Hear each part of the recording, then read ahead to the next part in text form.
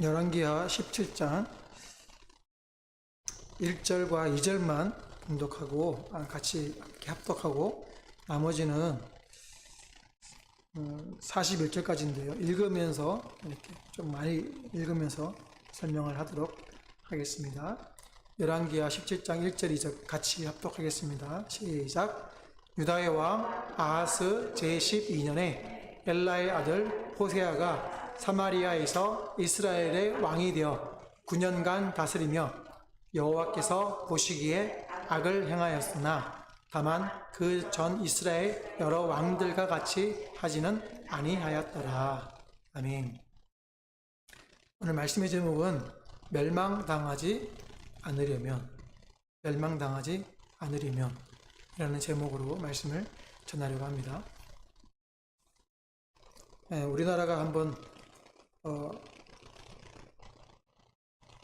거의 멸망할 지경에 이른 적이 있습니다. 한 번은 일본의 치하에 들어갔던 적이 있었고요. 일제강점기에 식민지처럼 그렇게 있었던 시기가 있었죠. 그리고 또 하나는 6.25 전쟁입니다. 우리 자유를 잃어버리고 공산국가가 되어 예수를 주로 고백하지도 못하는 그렇게 살아가는 정말 멸망 같은 시간들이 우리한테 있었죠. 근데 지금은 어떻습니까? 세계 경제 12위라고 하는 그런 경제 대국이 됐습니다. 그런데 아직도 우리나라 사람들은 우리나라의 경제를, 우리나라의 수준을 이렇게 좀 이렇게 많이 좀 얕잡아 보는 듯한 그런 느낌이 많이 듭니다. 자부심을 가져도 될 만한 수준이 되었는데, 근데 아직도 우리나라는 역동성이 있습니다. 그래서 더 성장할 여지가 있는 나라입니다.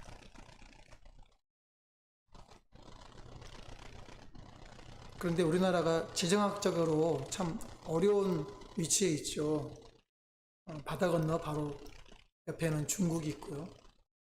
그리고 또 38선을 경계로 또 북한이 핵무장을 하고 배치하고 있고, 또 그 밑으로는 일본이 있는데, 일본도 우리나라 우방인 것처럼 그렇지만 은근히 우리를 견제하고 우리를 막고 하는 그런 세력이죠. 그런데 또 그 위에 북한 위로 또 올라가면 이제 러시아가 있죠. 그래서 우리나라는 이렇게 세계 열강에 휩싸여 있습니다. 그것도 모자라 가지고 같은 민족끼리 대치하고 있고요. 또 거기에 또 이제 세계 대강국인 미국도 거기 한번 또 끼어 있죠. 그래서 우리나라는 진짜 지정학적으로 참 어려운 위치에 있습니다. 그래서 참 많은 공격을 당했고 또 힘든 상황들을 많이 당했죠. 사실은 지금도 전쟁 중이잖아요. 휴전 상태니까. 일본의 그 강점기가 끝나고 일제 압제석에서 광복이 된 후에 6.25 전쟁이 일어났잖아요. 이 작은 나라에서 전쟁이 일어났는데 3일 만에 서울이 점령을 당하죠. 그리고 한 달이 채 되기 전에 대전까지 밀려나가고요. 석 달 후에는 이제 거의 90%가 점령을 당하고 경상도 일부랑 낙동강, 부산 뭐 이렇게만 남아 있었던 거죠. 그런 전쟁의 상황을 생각해 보면 이 전쟁은 사실은 지는 전쟁이었어요. 그런데 지금 우리나라는 어떻습니까? 세계 경제 대국이 되어 있는 상태인데, 근데 그 작은 나라에 전쟁이 일어났는데 세계의 16개국이 이 작은 나라의 전쟁을 위해서 참전을 하고 유엔군이라고 하는 이름으로 참전을 해서 대한민국으로 남게 됐죠. 어떻게 이런 일이 가능했을까요? 우리의 전쟁에 세계가 참전했다. 그래서 남한만이라도 공산화가 되지 않았다. 그래서 우리가 지금 자유를 누리고 있는데, 그리고 우리가 지금 자유롭게 신앙을 누리고 있는데 어떻게 이렇게 살아남을 수 있었을까? 그 작은 땅덩어리에, 세계 지도에 보이지도 않을 만큼 작은 땅덩어리인데 거기에 어떻게 전 세계의 그 유엔군이라는 이름으로 그 많은 나라가 참전을 하고 도와줬을까? 물론 세계사를 따지면 공산 세력의 그 남하를 저지하기 위해서 유엔이 움직였다, 뭐 그렇게 볼 수 있겠죠. 근데 유엔군이 참전을 하게 될 때에 그 상임이사국으로 있었던 러시아가 그 반대를 했으면 참전을 할 수가 없었거든요. 근데 러시아가 그 회의 날 불참했어요. 불참하는 바람에 유엔군이 참전하게 되었단 말이에요. 그럼 소련은 그때 당시에 소련은 어떻게 그 불참하게 되었을까? 이게 참 미스터리죠. 거기다가 또 북한이 밀고 내려와서 3일 만에 점령을 당했는데 서울에서 바로 치고 내려오면 되는데 또 3일을 거기서 지체를 해요. 그것이 또 하나의 미스터리예요. 그냥 바로 밀고 내려오면 되는데, 그래서 김일성이가 후회를 했답니다. 그때 3일 동안 서울에 있지 말걸, 바로 밀고 내려갈걸 후회를 했대요. 그 3일 때문에 6.25 전쟁이 반전할 수 있는 시간을 벌었다, 이렇게 얘기를 하고 있습니다. 거기에다가 또 하나 있어요. 어떤 일이 있었냐면, 이 전쟁이 발발한 날 6.25 당일날 동해에서 동해 쪽으로 이렇게 큰 1000톤급의 배가 내려오고 있었어요. 그 배가 무슨 배였냐면 북한의 정예부대 600명을 싣고 그리고 무장을 한 전투함이 내려오고 있었던 거예요. 왜 내려오고 있었냐? 전쟁이 벌어지면 우리나라에서 전쟁 물자를 정박하고 내리고 공급할 수 있는 항구가 딱 하나 있었는데 그 항구가 뭐냐면 바로 부산항인 거예요. 그래서 미군이 전쟁의 물자를 공급하고 하는 것들을 하지 못하도록 막으려고 그 6.25 당일날 전쟁이 시작하자마자 배가 내려오고 있었던 거예요. 그런데 그때 당시에 우리나라에는 전투함이 딱 한 척 있었어요. 어떤 한 척이었냐면 백두함이라고, 이게 이제 일본 압제에서 벗어나서 이제 군대를 만들어야 되는데 해군을 만들었는데 배가 없는 거잖아요. 전투함을 만들고 싶어서 하는 돈도 없고, 그런데 이제 해군이 자발적으로 장교부터 수병까지 다 자기의 월급을 5%에서 10%까지 다 이렇게 기부를 한 거예요. 그리고 또 해군 장병들의 가족들, 부인들은 또 삭바느질을 해가지고 돈을 모아가지고 15,000달러를 모았어요. 그리고 그 돈을 가지고 이제 배를 살려고 하는데 턱도 없죠. 그 정부가 그렇게 자발하여 전투함을 만들려고 하는 그 움직임에 감동해서 정부가 45,000달러를 또 보태줘가지고 그 돈을 가지고 이제 미국으로 간 거예요. 그래서 미국에서 전투함으로 있다가 이제 쓸모가 없어져가지고 이제 전투함에서 퇴역해가지고 해군 학교에 연습하는 그런 연습배로 사용하고 있던 배를 산 거예요. 그러니까 엔진만 멀쩡하고 나머지 무기나 이런 것들은 다 수리를 해야 되는 거예요. 그래서 그 배를 사러 가가지고 그 배를 사가지고 나머지는 2달 동안 배 안에서 먹고 자고 하면서 그 배를 수리를 한 거예요. 자기들 그 배를 사러 간 사람, 그 한국 군인들이 직접 수리를 하고 돌아오면서 포탄을 수리를 했는데 포를 수리를 했는데 포탄이 없는 거예요. 그래서 하와이에 가가지고 하와이에서 나머지 돈 가지고 포탄 100발을 산 거예요. 100발을 사가지고 지구 반바퀴를 돌아가지고 1950년 4월 10일에 진해항에 입항을 했대요. 그리고 6월 25일 날 전쟁이 벌어진 거예요. 그리고 6월 25일 날 그 새벽에 동해를 지나가고 있는 1000톤급의 배를 발견하고서 정보를 입수하고 지금 그 신원 미상의 배가 내려가고 있다. 빨리 나가서 막아라. 누군지 밝혀라. 그래서 이 백두함이라는 이 함을 끌고 나갔는데 이 백두함은 450톤이에요. 그러니까 규모 차이에서 엄청난 차이가 나죠. 그리고 평소에 연습할 때, 포 연습할 때 100발밖에 안 샀는데 이걸 한 발 쏘면 안 되잖아요. 그러니까 아까우니까 모의탄 가지고 연습을 한 거예요. 그래서 실제 실전이 벌어졌는데, 실제로 전투가 벌어졌는데, 포를 발사하면 포가 나갈지 걱정이었대요.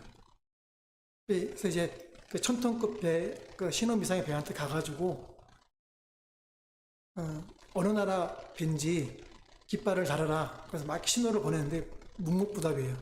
어디서 왔느냐, 어디로 가느냐 물어봐도 대답이 없는 거예요. 그래서 가까이 접근을 했대요. 가까이 접근했더니 딱 보니까 포가 달려있고 거기에 북한 병사들이 타 있는 북한군 배 전투함이라는 걸 알게 된 거예요. 그래서 그때부터 교전이 시작된 거예요. 모의탄으로 얼마나 연습했는지 모르겠는데 포를 쐈는데 처음에는 이렇게 쏘니까 배를 넘어가더래요. 그래서 다시 줄여가지고 다시 쏘니까 또 배 앞으로 떨어지더래요. 그래서 흔들리는 배에서 막 왔다 갔다 하면서 전투를 했대요. 안 맞으니까 가까이 접근한 거예요. 우리가 죽더라도 저 배는 부산항에 못 가게 막아야 된다. 그렇지 않으면 이 전쟁 할 수 없다. 목숨을 걸고 가까이 간 거예요. 그리고 그 배를 명중시키고 이제 배가 침몰했어요. 근데 또 우리 백두함에도 포가 한 발 맞았는데 막 그 뛰어가가지고 죽는 그 다리가 딸려나간 병사 보고 막 정신 차리라고 죽으면 안 된다고 막 그러는데 그 병사가 마지막 말이 뭐였냐면 적함은 하고 죽었대요. 적함은 어떻게 됐냐 이거죠. 죽으면서도 그 얘기를 듣고 싶었던 거예요. 어떻게 됐는지. 그렇게 해서 그 배를 침몰시켰대요. 만약에 그게 침몰이 안 됐으면 6.25 전쟁은 끝난 게임이었어요. 유엔군은 고사하고 미군도 한국 땅에 입항할 수 없기 때문에. 근데 어떻게 그렇게 딱 시의적절하게 그 배가 준비가 됐고 또 어떻게 그 정보를 알아가지고 나갔고 부산에 못 들어오게 만들고 어떻게 이런 일들이 벌어지냐 이거죠. 첫 전투에서 이겼다는 건 이겼잖아요. 그리고 어떻게 그 세계의 나라들이 이 한국 땅을 구하기 위해서 참전을 하고 수많은 젊은이들의 목숨을 잃고 하는 그런 일들이 일어났을까요? 상식적으로 이해가 안 되잖아요. 그러니까 저는 생각하기에 이거는 하나님이 도우셨다. 어떻게 소련이 그때 불참해가지고 거부권을 행사하지 않고 어떻게 유엔이 참전하게 되고 어떻게 그 백두함이 나가가지고 배를 산 지 두 달도 안 된 수리에서 사온 그 퇴역했던 그 배를 가지고 목숨 걸고 싸워서 이기고 그렇게 해서 전쟁을 겨우 남한만이라도 보전할 수 있게 할 수 있었나. 하나님의 도우심이 아니면 할 수 없는 것 아니겠습니까? 근데 오늘 우리가 읽은 이 말씀도요 계속 보면서 느끼는 게 그거 아닙니까? 하나님이 이스라엘 백성을 가나안 땅에 딱 옮겨 놓으셨는데 가나안 땅이 지정학적으로 어떻다고요? 아시아, 아프리카, 유럽의 길목에 있었다고 그랬잖아요. 거기서 살라 그러면 강한 나라가 되어야 되는데 그렇지 않았잖아요. 그러니까 그 땅에서 살려면 어떻게 해야 되는 거예요? 하나님만 바라봐야 되는 그런 땅이잖아요. 하나님이 적당한 때에 비를 주시지 않으면 살 수 없는 땅. 그래서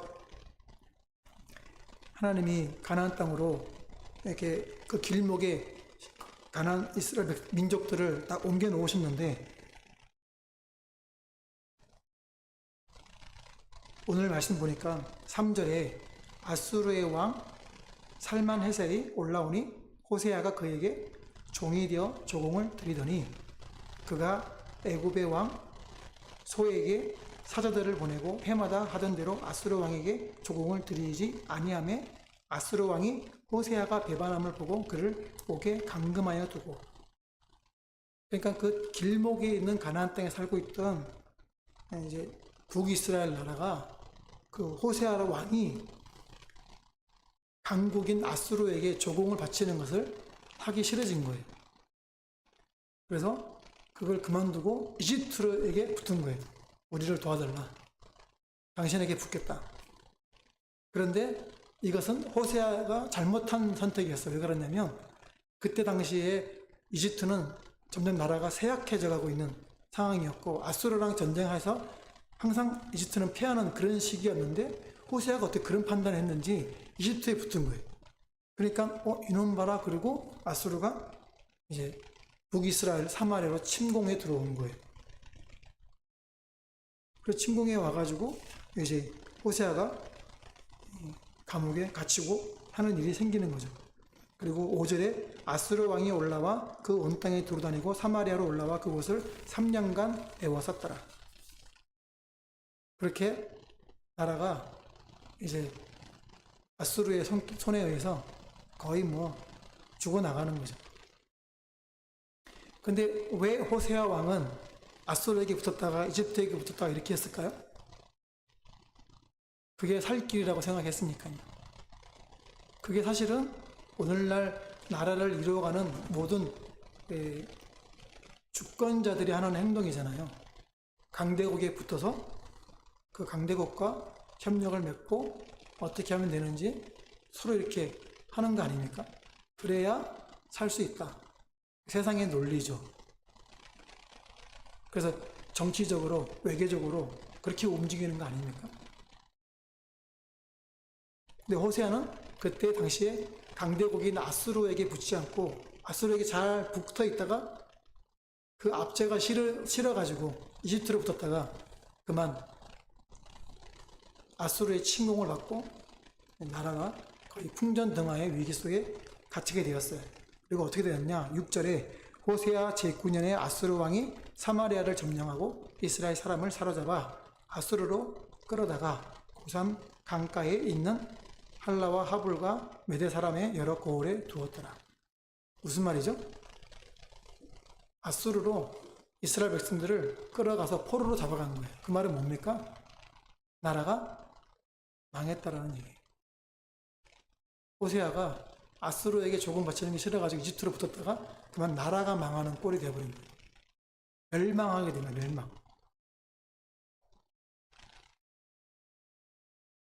그러면 아니 나라가 살기 위해서 강대국에 붙어서 조공을 내거나 협상을 하고 하는 일들을 해야 되는 거 아닙니까? 라는 게 오늘날의 기본적인 상식이잖아요. 근데 오늘 성경은 그렇게 얘기하지 않고 강대국과의 관계 속에서 살아남으려면 어떻게 해야 되느냐? 첫 번째로 여호와를 떠나게 만드는 우상을 제거하라고 하시는 거예요. 7절 말씀에 이 일은 이렇게 된 것은 즉 포로로 잡혀가고 북이스라엘 나라가 멸망하게 된 이 일은 이스라엘 자손이 자기를 애굽 땅에서 인도하여 내사 애굽의 왕 바로의 손에서 벗어나게 하신 그 하나님 여호와께 죄를 범하고 또 다른 신들을 경외하며 여호와께서 이스라엘 자손 앞에서 쫓아내신 이방 사람의 규례와 이스라엘 여러 왕이 세운 율례를 행하였습니다.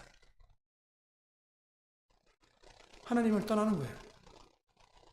그 이방 사람의 규례와 이스라엘 여러 왕들이 여로보암의 길로 갔던 그런 우상을 섬기는 그 길로 행하였기 때문에 하나님이 북이스라엘을 그렇게 팔아버렸다라는 거예요. 넘겨줬다라는 거예요.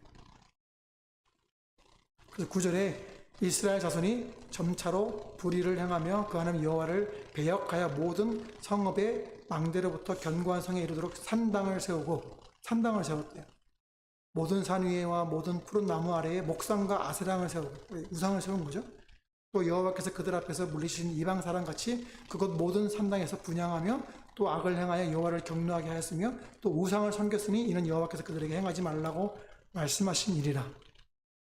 여호와께서 각 선지자와 각 선지자를 통하여 이스라엘과 유다에게 지정하여 이르시기를 선지자를 보내신 거예요. 계속해서 우상을 섬기고 하나님을 배역하고 떠나가니까 하나님이 하지 말라고 선지자를 보내셔가지고 너희 지금 잘못하고 있다, 돌아와라 라고 말씀하시는데도 불구하고 너희는 돌이켜 너희 악한 길에서 떠나 나의 명령과 윤리를 지키되 내가 너희 조상들에게 명령하고 또 내 종 선지자들을 통하여 너에게 선한 모든 율법들을 행하라 하셨으나 그들이 듣지 아니하고 그들의 목을 곱게 하기를 그들의 하나님 여호와를 믿지 아니하던 그들 조상들의 목같이 하여 그렇게 하나님을 떠나는 거예요.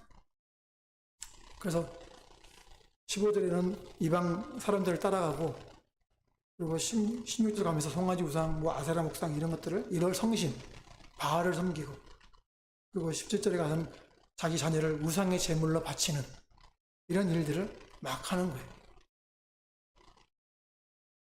그래서 18절에 여호와께서 이스라엘에게 심히 노하사 그들을 그의 앞에서 제거하시니 하나님이 북이스라엘을요 하나님 앞에서 제거해 버리신 거예요. 멸망당한 거예요.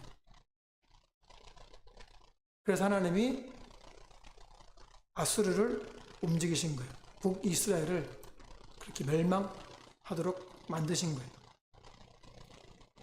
그러니까 북이스라엘이 망한 것은 주변 강국의 세력 다툼 때문이라는 어떤 그런 정치 흐름이 아니고 잘못된 외교를 해서 망한 게 아니고 여호와께서 하지 말라고 하신 우상을 숭배하고 여호와를 떠났기 때문에 하나님이 강국을 움직이신 거라는 거예요. 그러니까 호세아가 잘못된 판단을 내린 것 누구의 손길이에요? 그 사실을 따지면 하나님이 그거를 잘못 판단하게 만드신 거예요. 결국은 왜? 우상을 섬기니까, 하지 말라고 한 것을 계속 섬기니까 인내하고 참으시다가 돌아오라고 그렇게 말씀하시고 선지자들을 보내시고 함에도 불구하고 듣지 않고 우상을 섬기고 하면서 야 강대국들 봐봐 우상 섬기잖아, 우리도 우상을 섬겨야 돼 그러면서 하나님을 배역하고 떠나가니까 하나님이 참다 도저히 안 되시니까 드디어 멸망시키셔 버리는 거예요. 그러니까 눈으로 보기에는 세계 열강이 움직여서 공격하는 것 같이 보이지만 실은 그 뒷면에는 너희가 배역하여 하나님을 떠나고 우상을 섬기니 내가 더 이제는 참지 못하겠다 경nom하시는 거예요.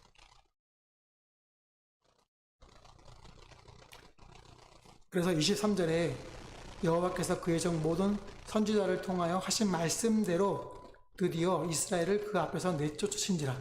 이스라엘이 고향에서 아수르에 사로잡혀 가서 오늘까지 이르렀더라. 이 열왕기하를 쓰고 있는 남유다가 망해가지고 바벨론의 포로로 잡혀가서 거기서 성경을 쓰고 있는데 열왕기하를 쓰고 있는데 그때까지도 아수르가 어떻게 하고 있다? 아수르의 북이스라엘 민족들이 어떻게 했다? 그 북이스라엘 민족들이 포로로 잡혀가 있다 이 말인 거잖아요. 나라가 망했다라는 거예요. 그것만이 아닙니다. 24절에 아수르 왕이 바벨론과 고다와 아와와 하맛과 스발라임에서 사람을 옮겨다가 이스라엘 자손을 대신하여 사마리아 여러 성읍에 두매 그들이 사마리아를 차지하고 그 여러 성읍에 거주하니라. 북이스라엘 백성들을 아수르 그 바벨론 지역으로 옮겨 포로로 잡혀간 것만이 아니라 거기 아수르 나라에 있는 사람들을 사마리아로 옮겨와가지고 이주정책을 벌인 거예요. 이주정책을 벌여가지고 그러면 피가 섞이는 거예요. 유대인들 혈통이 섞여버리는 거예요.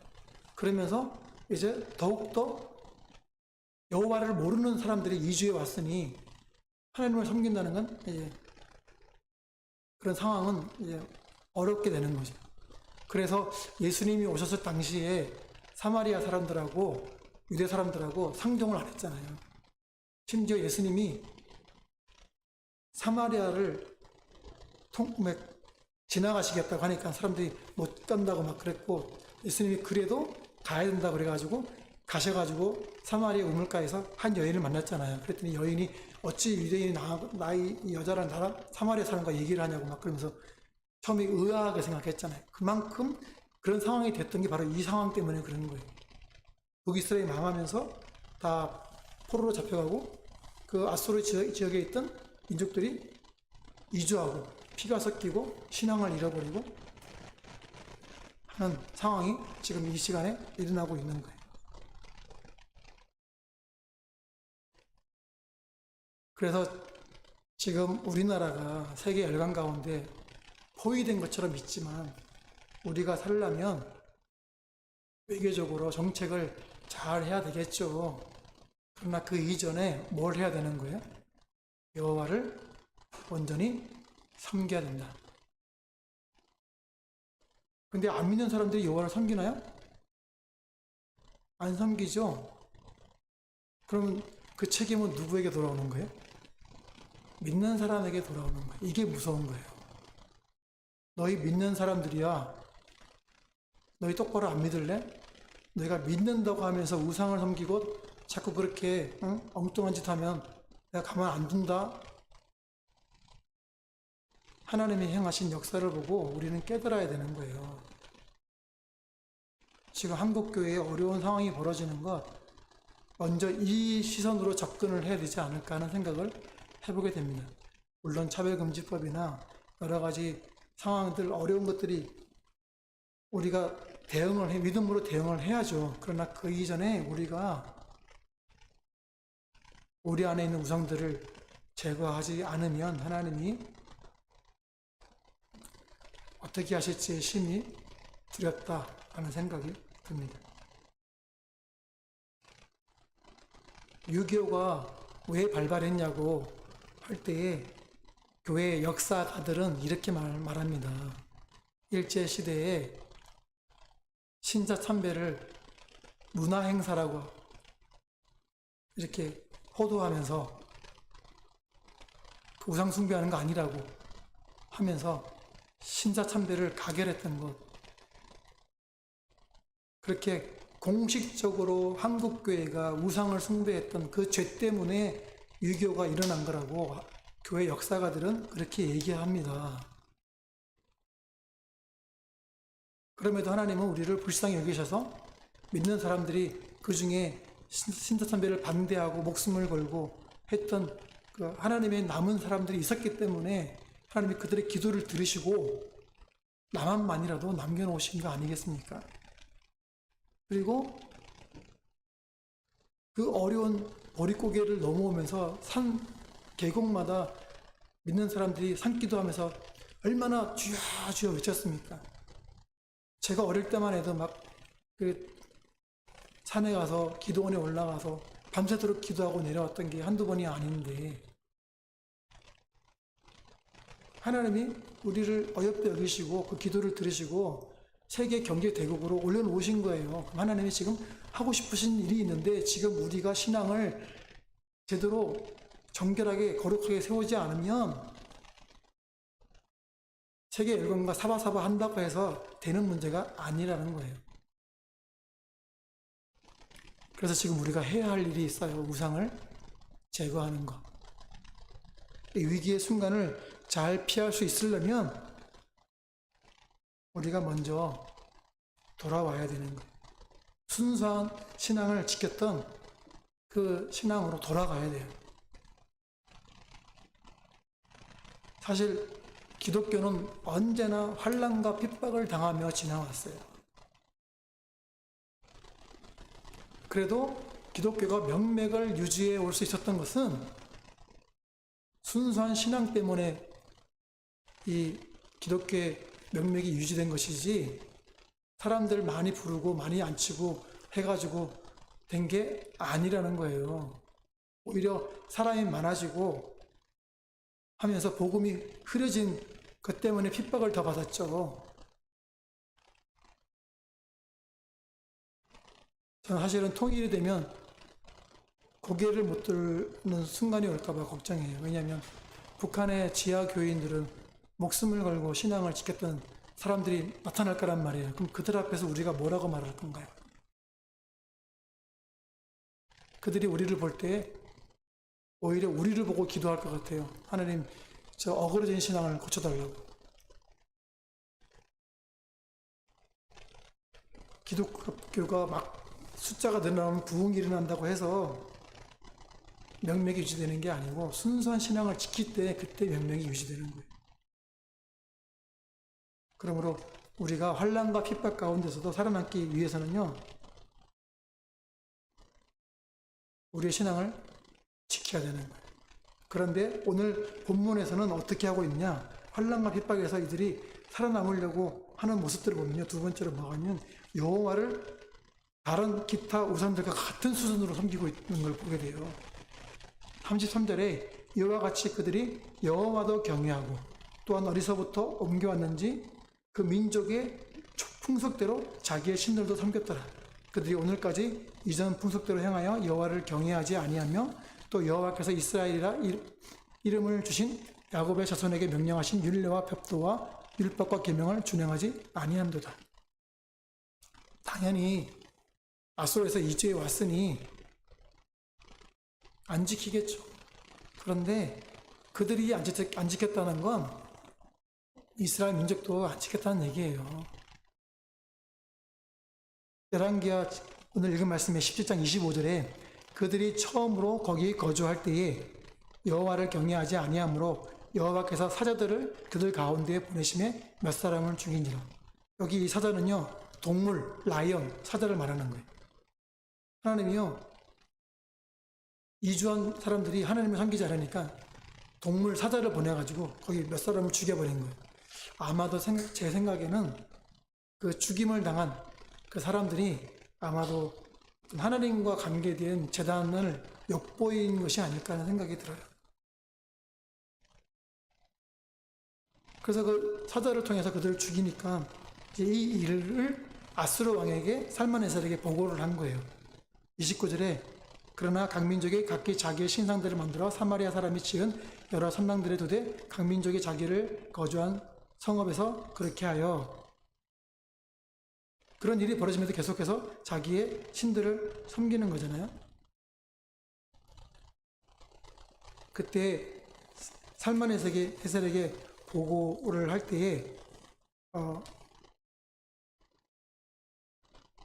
사람이 죽었습니다. 이거 어떻게 하면 되겠습니까? 그래서 그 살만에셀이 어떻게 했냐면 포로로 잡아온 사람 중에 제사장 한 사람을 그 사마리아로 보내가지고 여호와를 섬기는 것들을 가르치도록 명령을 내렸어요. 그럼에도 불구하고 여호와를 섬기는 일이 안 되는 거예요. 그래서 사마리아가 이제는 종교 다신주의, 다원주의의 장이 되어버렸어요. 여호와를 떠나기를 두려워하지 않고 이제 각 민족의 우상들, 이주한 사람들의 각각의 우상들을 따라서 그렇게 신을 섬기는 거예요.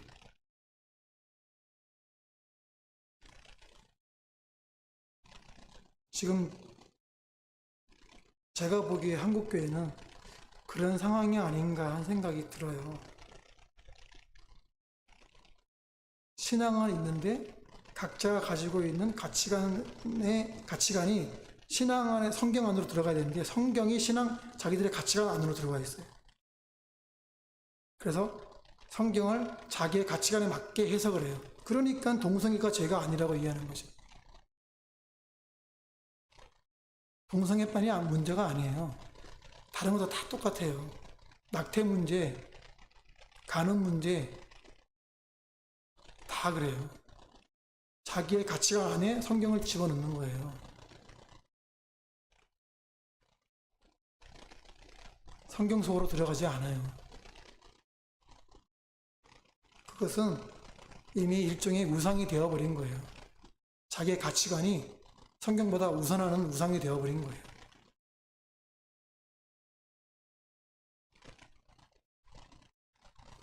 만약에 그것이 일반화가 되어버린다면 우리도 북이스라엘처럼 그렇게 멸망의 길로 점점 한 발자국 다가가고 있다고 봐야 되는 거예요. 그래서 무서운 거예요. 지금 벌어지고 있는 이 일들이 무서운 거예요. 왜냐하면 공식적으로 동성애를 지지하는 단체들이 있거든요. 제가 깜짝 놀란 것은 CBS 기독교 방송하는 곳이 그 동성애를 공개적으로 지지하고 있어요. 깜짝 놀랐어요. 어, 김동호 목사님이 만들어 놓은 청어람이라고 하는 단체가 있는데 거기도 공식적으로 동성애를 지지해요. 그리고 뭐 NCCK나 뭐 여러 가지 뭐 단체들도 다 그렇고, 그러니 얼마나 무서운지. 그런데 지금 우리가 멸망당하지 않고 있는 게 이상한 거예요, 사실은. 그래서 지금 우리는요, 금식하며 깨어 기도해야 돼요. 하나님 우리를 불쌍히 여겨달라고. 하나의 무슨 우리 교회 부흥, 이게 문제가 아니에요. 한국 교회 전체가 지금 유럽 교회처럼 술집으로 변하고, 노인들만 남는 그런 상황으로 지금 치닫고 있어요. 제가 20년 전에 전도사 할 때에 첫 사역 시작하면서 그런 상황들 때문에 제가 전도사 할 때도 설교할 때 올라가가지고 그런 얘기 했거든요. 영국이 지금 차별금지법 통과되고 나서 무너지고 있다. 우리나라도 그렇게 될지, 그렇게 될 날이 올지 모른다. 우리 준비해야 된다. 깨어 기도해야 되고 회개하고 돌아와야 된다. 제가 전도사 때부터 그 얘기를 했었어요. 근데 뭐 전도사 얘기가 무슨 힘이 있겠습니까? 제가 20년 전부터 그랬는데 그게 지금 20년도 안 돼가지고 벌써 지금 벌어지고 있거든요.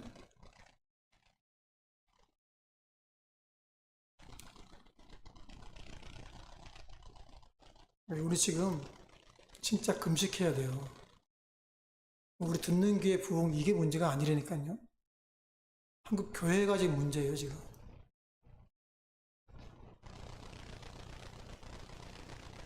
그래서 그러면 나는 뭐 올바른 사람이냐? 택도 안 돼. 저도 올바르지 않아요. 그러나 올바르게 되고 싶어서 이런 설교를 하는 거죠. 그러면 멸망당하지 않으려면 어떻게 해야 되느냐? 세 번째로 여호와만을 경외해야 되는 거예요.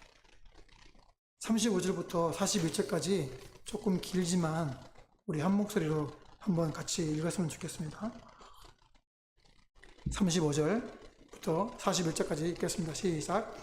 옛적에 여호와께서 야곱의 자손에게 언약을 세우시고 그들에게 명령하여 이르시되 너희는 다른 신을 경외하지 말며 그를 경배하지 말며 그를 섬기지 말며 그에게 제사하지 말고 오직 큰 능력과 편팔로 너희를 애굽에서 인도하여 내신 여호와만 경외하여 그를 예배하며 그에게 제사를 드릴 것이며 또 여호와가 너희를 위하여 기록한 율례와 법도와 율법과 계명을 지켜 영원히 행하고 다른 신들을 경외하지 말며 또 내가 너희와 세운 언약을 잊지 말며 다른 신들을 경외하지 말고 오직 너희 하나님 여호와만을 경외하라.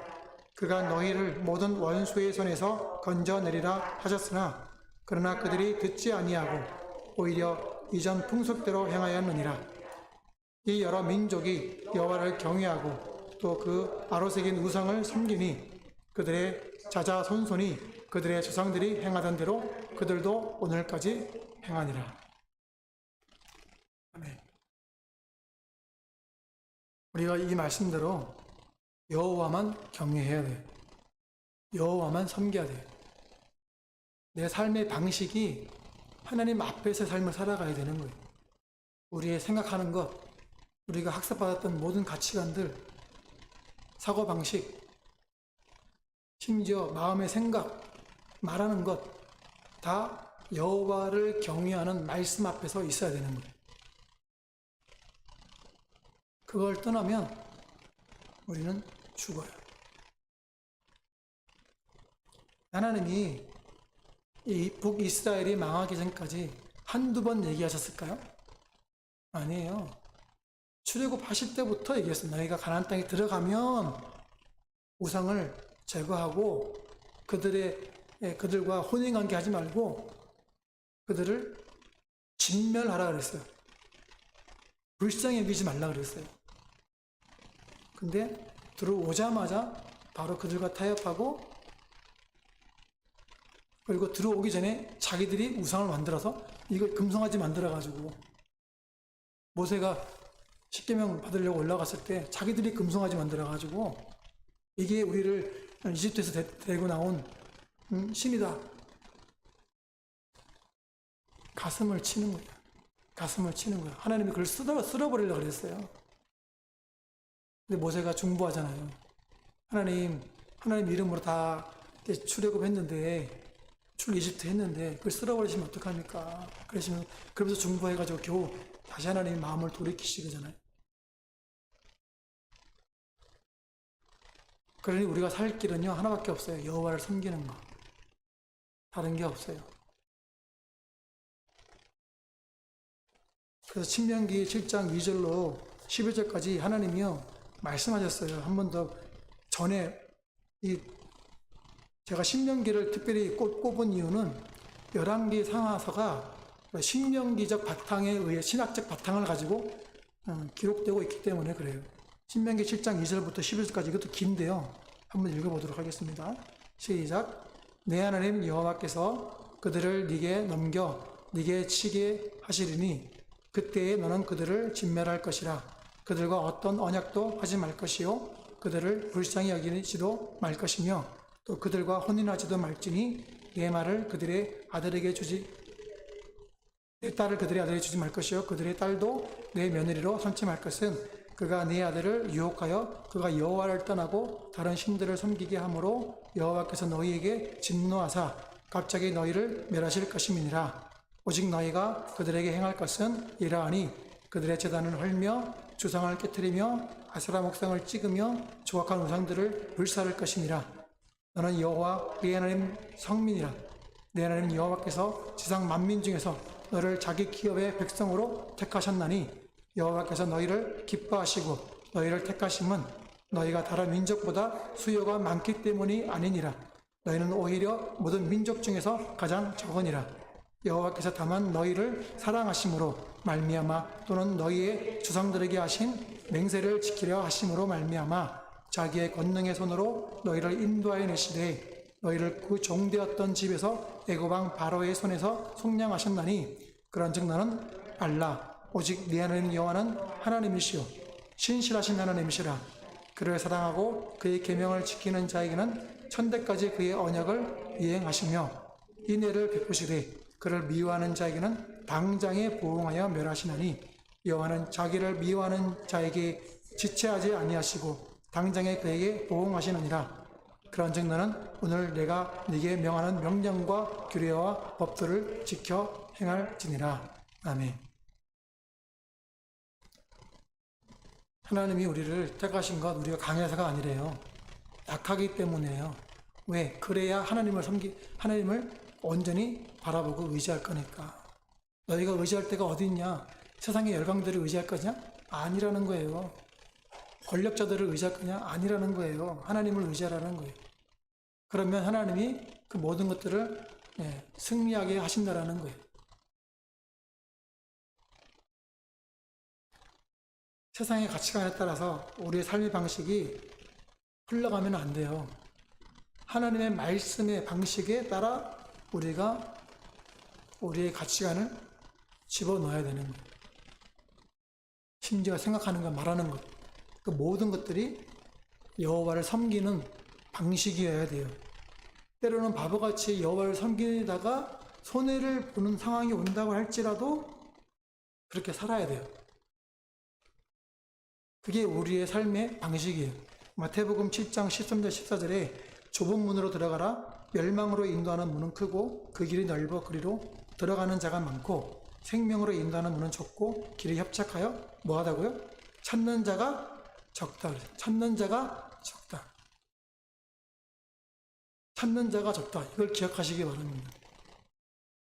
하나님이 우리에게 생명의 문을 열어놓고 계시는데 그 문을 찾는 자가 적대요. 그러니 예수를 믿어도요, 세상의 방식으로 믿고요, 다른 우상들과 같이 믿는 사람들이 많다는 걸 꼭 기억하시기 바랍니다. 우리가 멸망하지 않으려면 이 생명의 길로 가야 돼요. 오직 여호와만 섬기는 우리 모두가 되시기를, 강하여 용명을 바라는 주님의 백성이 되시기를